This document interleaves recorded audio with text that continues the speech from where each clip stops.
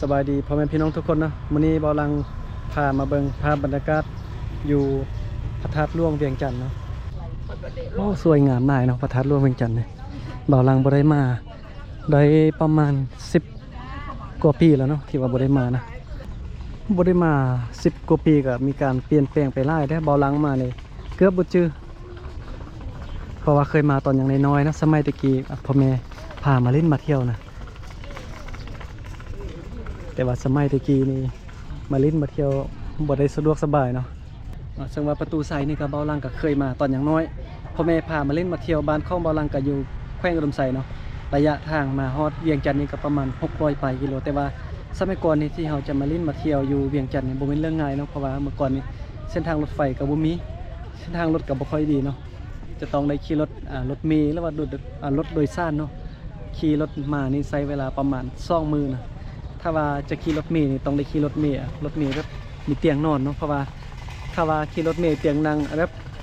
นั่งตังมานี่จะบุยบนนอนเจ็บคอได้เพราะว่าขี่รถมามืดคืนเนาะจะต้องได้ขี่รถเมล์ที่ว่ามีเตียงนอนยิ่งสบายเนาะในการเดินทางจากสมัยก่อนเลยแต่ว่าปัจจุบันนี้ มีการสะดวกสบายหลายอย่างเพราะว่าจะมีเส้นทางรถไฟหรือว่าจะขี่ยนต์มาอะไรเนาะสะดวกสบายนี่หลายละเดี๋ยวนี้นะมาแป๊บนึงก็คือเบาลังมาตอนนี้ก็ขี่รถจักรมาเลยเนาะ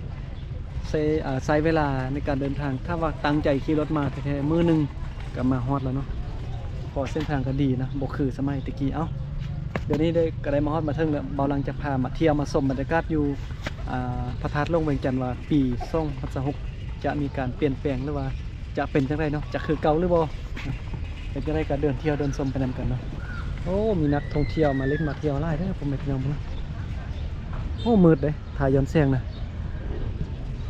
ทางเข้าจะอยู่บนนี้พ่อแม่พี่น้องทางเข้านะอยู่บนนี้เนาะแต่ว่าปิดแล้วเด้อตอนนี้5 โมงปิดแล้วเนาะ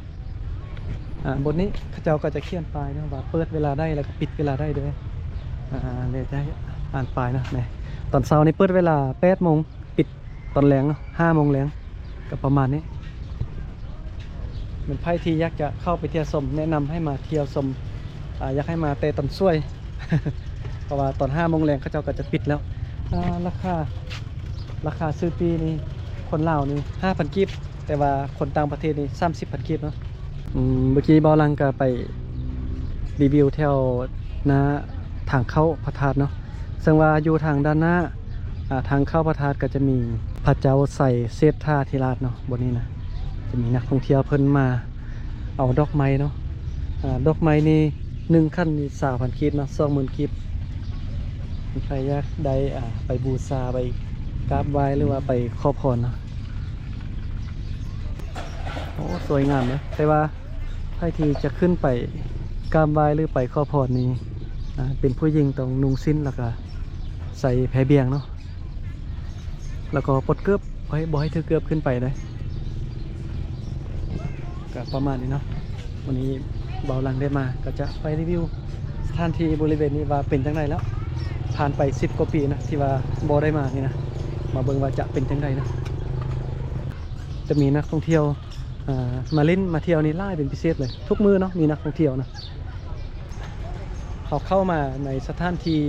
บริเวณพระธาตุนี้เขาเจ้าจะห้ามบ่ให้สูบยาแล้วก็บ่ให้ทิ้งขยะสะสายนะเพื่อความเป็นระเบียบเพื่อความสะอาดสงบเนาะบ่ให้สูบยาบ่ให้ทิ้งขยะสะสาย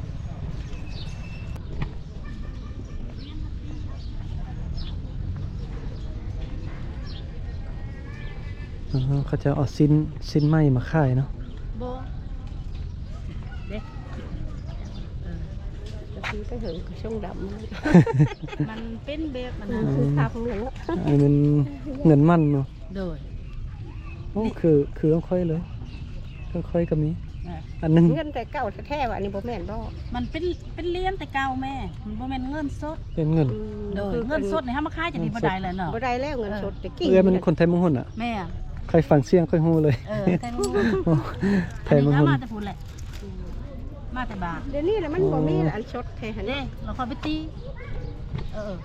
บังเอิญขนาดเนาะโอ้มื้อนี้บังเอิญเบาลังมาเห็นไทยบ้านเดียวแม่เพิ่นซื้อแม่แพงคำเนาะซื้อแพงคำแม่เพิ่นอยู่บ้านเมืองเดียวกันเลยเนาะแต่ว่าแม่เพิ่นนี่ ย้ายมาเวียงจันทน์ตั้งได้10 ปลายปีแล้วเนาะ แม่ อ่าพอดีบ่ลังมาซื้อเครื่องเอาว่าจะมาเบิ่งเครื่องแล้วก็ฟังสำเนียงแม่เราเว้านี่คือกับไทยบ้านเดียวเลยแล้วก็ฮู้เลยเนาะว่าเป็นบ้านเดียว ก็เลยถามแม่เพิ่นว่าย้ายมาอยู่นี่ได้10 ปลายปีแล้ว มาเห็นเพิ่นเนาะเพิ่นว่าอยากให้บ่ลังสอนให้เกี่ยวกับการเฮ็ดคลิปลง YouTube ประมาณนี้เนาะเดี๋ยวมื้อหน้ามีเวลาจะมาสอน โดยเมื่อก่อนแม่ได้แม่ก็ยักเด็ก เลยสอนให้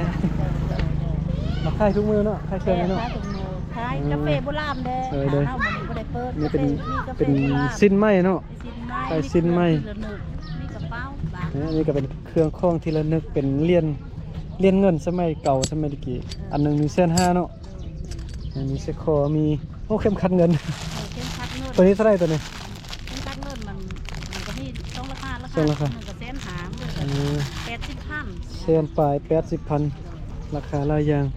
มีกระเป๋าเนี่ยนี่ของที่ระลึกนะใครได้มาก็อย่าลืมมาแวะซื้อเลยเด้อถือว่ามาค่ายอยู่นี่ประจำเลยเนาะ แม่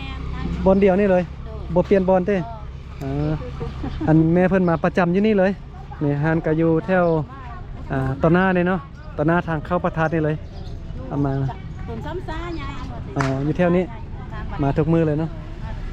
มาอุดหนุนแม่เพิ่นเลยเด้อนี่ เฮ้ยกอบใจอะไรเลยทีนี้ก็ย้ายเห็นกันพอดีไม่เห็นแม่เพิ่นอยู่บ้านเดียวกับเบาลังเนาะแต่ว่าแม่เพิ่นย้ายมาแต่น้อยแต่ย้ายมาได้10 ปลายปีแล้วนะ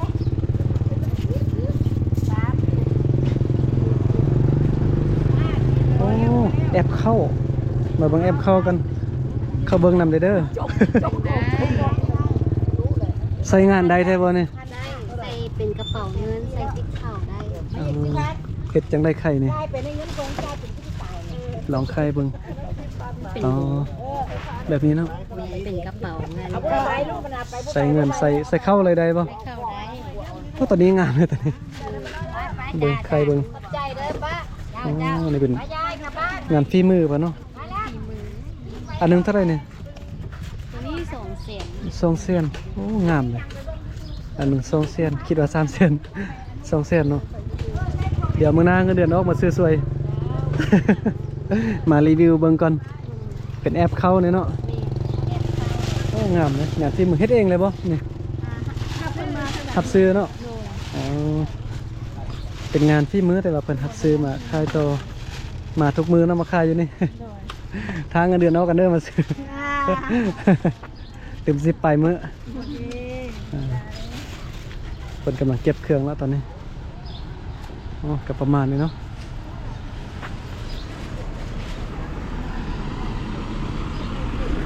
เบิ่งทางด้านนี้เพิ่นก็มีโอ้ขายน้ำเย็นๆเลยมาเอากำลังกายแล้วก็แวะมาซื้อน้ำเย็นๆกินเนาะ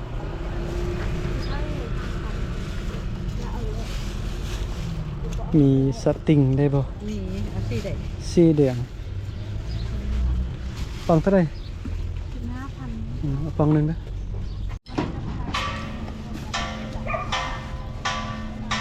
เพิ่นมาขายเครื่องดื่มอยู่นี่ทุกมื้อนะใครที่มาออกกำลังกายมาเล่นเนาะก็มาแวะซื้อน้ำเย็นๆกินอยู่นี่เลยเพิ่นมาขายทุกมื้ออยู่กองต้นไม้ใหญ่แบบนี้อยู่ข้างพระธาตุหลวงนี่เนาะโอเคประมาณนี้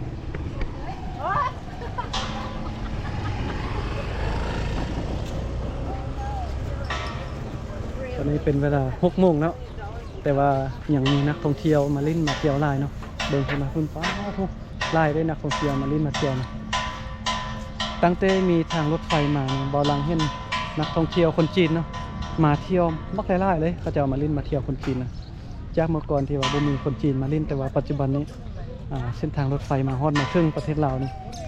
เป็นคนจีนนักท่องเที่ยวคนจีนมาเที่ยวมาเล่นหลายก็ถือว่าดีเนาะ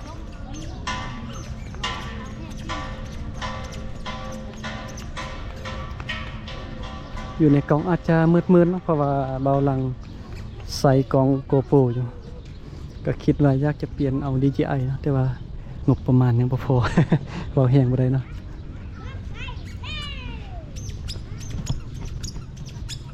ก็เจ้าน่าจะมาเป็นครอบครัวเลย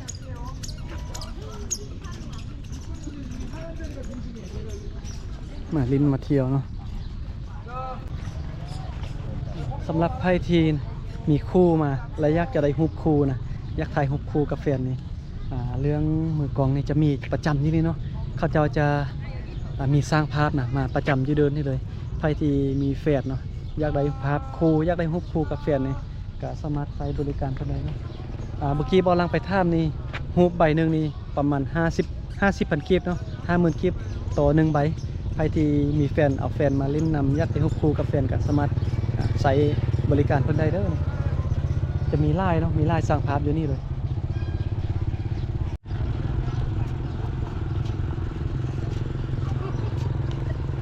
โอ้ปล่อยนกอ่ะ จะเป็นนกข้าจะเป็นนกไม่เอาปล่อยนก อ๋อเห็นเขาเจ้าซื้อนกไปปล่อยเดี๋ยวไปเบิ้งหน่อยหนึงเนาะเบาลังฮักก็เห็นเมื่อกี้นะเห็นไปสาวจับเลยมีลายตัวเหรอ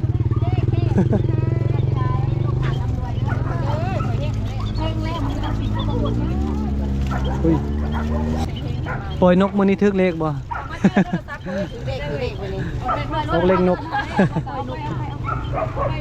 เท่าไหร่อันหนึงในปล่อยเนี่ย เอาไปก็ได้ไม่นานๆนี่จะ1,500ตัวนี้1,000อันนี้1,500ลูกละลายตัวธรรมดา2แสนไม่ขายได้1,500นี่ อันนี้เส้นห้า ไม่ต้องขายธรรมดา2แสนไม่ขายได้1,500นี่ไม่ต้องปล่อยหน้าไปเลยปล่อยเขาได้บุญหลายปวดชีวิตนกนี่ เบิ่งกัน ไว้ฟ้องไว้คานสิได้แล้วก็ปล่อยที่กันนก ตนกอยู่ในกรงนี้จักโต พวกโต 6 โตเนาะ6 โตนี่เส้นห้า ทีนี้มันออกได้ยังไงวะเนี่ย ขันปล่อยนก6 โตนี่ใส่เงินเส้นห้าได้ยอดวิว1 เส้นนี่กลับมาปล่อยหมดนี่เลย ปล่อยนกทำบุญเด้อมือมันขินดับได้มือนี้หนาผู้ใดก็ปล่อยดีแล้วบุญใหญ่ แม่นว่ะ มือนี้มันขินใหญ่ ชิ้นใหญ่ เขาโผล่ชีวิตเป็นวันขินใหญ่ล่ะอันใดบรีกันที่ผ่านไปน้ำนกน้ำหยังเบิดเบิดของเบิดตาได้ลูก เป็นกระ ป เสื ล่ อ อยน เลย ก ก็ มันได้บุญ เนาะ เลยแม่บ่ตัวลูกมือนี้มันขินดับ ทีแล้วค่อยปล่อยตัวหนึง เดี๋ยวนี้มันจะ เอา โต ตัวน้อยก็ได้นี่แฟนนึงเนี่ย แฟนนึง อันนี้แฟน อันตัวนี้นี่ปกติเท่าไหร่ แฟนนึง แสนหนึงเนาะ ลูกทองมันขึ้น อย่าพัด แฟนนึงเด้อจะถามแฟนนึงเด้อลูกเดี๋ยวให้ลูกเห็ดบุญซื้อลูก เอาขับใจได้เลย เดี๋ยวให้ลูกได้เห็ดบุญมื้อนี้มันขินดับ วันนี้ได้เป็นพรีเซนเตอร์ให้ครั้งแรก ปกติอันนั้น2 แสนอันนี้1 แสนเนาะแต่ว่ามื้อนี้บ่าวลังเป็นพรีเซนเตอร์ให้ลดให้พิเศษแต่ว่าลดให้เท่าไหร่บ่บอกเถื่อ ขอบใจเลยล่ะลดให้นะโอ้ ลูกปล่อยแล้วค่อยตุ้มใหม่แม่เด้อก่อนไม่เด้อลูกเด้อ มื้อนี้วันสิ้นดับเนาะ ด้วยมื้อนี้มันขินดับอันใดบ่ดีก็ให้ไปน้ำนกเพิ่นเบิดเด้อ สาธุ ไม่ป้าไม่ได้จริงดีเข้ามาได้ โดยเอาไปปล่อยนกเฮ็ดบุญบัดนี้ปล่อยอยู่ไหนเด้ออ๋อเลยโอเคเนาะนี่ไปมาแล้วเบาลังจะเอาตัวนกไปปล่อยมื้อนี้อันแม่เพิ่นว่าวันสิ้นดับเนาะไผที่เอาตัวนกไปปล่อยก็จะได้บุญอันใดบ่ดีก็ให้มันหมดมันเสี่ยงไปเนาะมันได้บุญได้สิ่งดีๆเข้ามา โอเคนะแม่เพิ่นว่ามาปล่อยนกเฮ็ดบุญมื้อวันสิ้นนี่จะได้บุญหลายว่าซั่นอันใดบ่ดีนี่จะหมดไปเลยเดี๋ยวจะลองเบิ่งว่าจะเป็นแท้หรือบ่ถ้าว่าเป็นแท้ถ้าว่าคลิปนี้ฮอตบ่ต้องฮอต1,000 วิวก็ได้เนาะ ถ้าว่าคลิปนี้ฮอต 10,000 วิวนี่เดี๋ยวจะกลับมาปล่อยตัวนกให้หมดเลยนะจะลองเบิ่งว่าจะเป็นจริงหรือบ่แม่เพิ่นว่าจะต้องได้มาปล่อยอยู่ตอนหน้าพระเจ้าใส่เสื้อท่าที่รัดเนี่ยปล่อยมันกันบ่ขอให้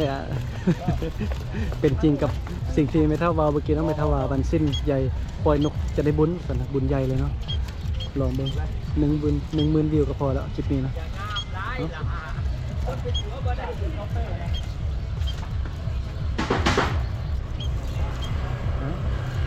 นก3 ตัว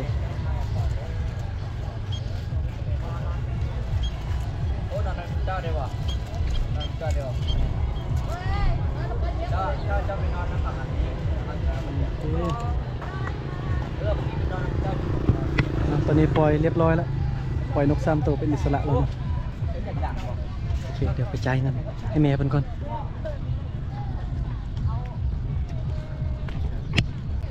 เห็นเบาลังไปถ่ายคลิปบ่นั้นบ่นี้นี่บ่ได้หมายความว่าเบาลังนี่จะเป็นคนมีเงินเนาะเบาลังนี่ถ่ายคลิปนี่ 3-4 เดือนนี่ยังบ่ได้เงินจาก YouTube ตัวเนาะเพราะว่ายอดวิวน้อยแล้วก็บ่มีสปอนเซอร์เข้าบ่มีคนให้การสนับสนุนทุกอย่างก็มีแต่คนในครอบครัวเนาะ ที่ว่าอย่างเชื่อมั่นว่าเบาลังเฮ็ดได้นะแต่เบาลังก็เป็นยูทูบเบอร์คนหนึงที่ว่าบ่มีเงินหลายซึ่งว่าการเดินทางแต่ละเทื่อนี่จะต้องได้ประหยัดที่สุดนะเขาที่จะประหยัดได้นะ แต่ว่าตอนนี้เบาลังบ่ได้เดินทางไปไกลแล้วนะสำหรับปัจจุบันนี้เบาลังมาอยู่เวียงนะมาเฮ็ดเวียกอยู่เวียงแล้วก็เมื่อได้ว่างเบาลังก็จะไปถ่ายคลิปไปรีวิวสถานที่ต่างๆอยู่เวียงให้พ่อแม่พี่น้องที่ติดตามเบาลังได้เบิ่งได้ชมกันเนาะเบาลังเป็นยูทูบเบอร์คนหนึงที่ว่าบ่มีเงินหลายเนาะตอนเมื่อกี้นี้เบาลังจะซื้อของกินแต่ว่ายังประหยัดแต่ว่าคันเรื่องเฮ็ดบุญนี่บ่ได้ประหยัดเนาะทั้งว่าจะจนเงินแต่ว่าบ่ได้จนน้ำใจเนาะข้าเจ้าก็เริ่มปล่อยนกอีกแล้วเดี๋ยวไปเบิ่งตำนิดนึงเนาะคิดว่าตอนแรกนี่จะบ่มีคนมาแล้วเด้แต่ว่ามีคนมาเล่นมาเที่ยวหลายเนาะ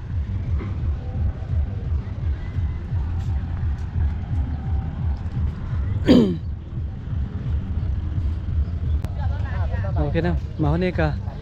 ขอบใจพ่อแม่พี่น้องที่มาเบิ่งมาชมคลิปของบอลังตั้งแต่ต้นจนจบคลิปจนมาฮอดเดี๋ยวนี้เนาะเมื่อกี้บอลังก็ได้ไปปล่อยนกก็มีความรู้สึกว่าสบายใจขึ้นเนาะเพราะว่าได้อย่างน้อยก็ได้บุญถึงว่าบ่ได้หลายก็น้อยหนึงได้ช่วยชีวิตนกน้อย3ตัวเนาะ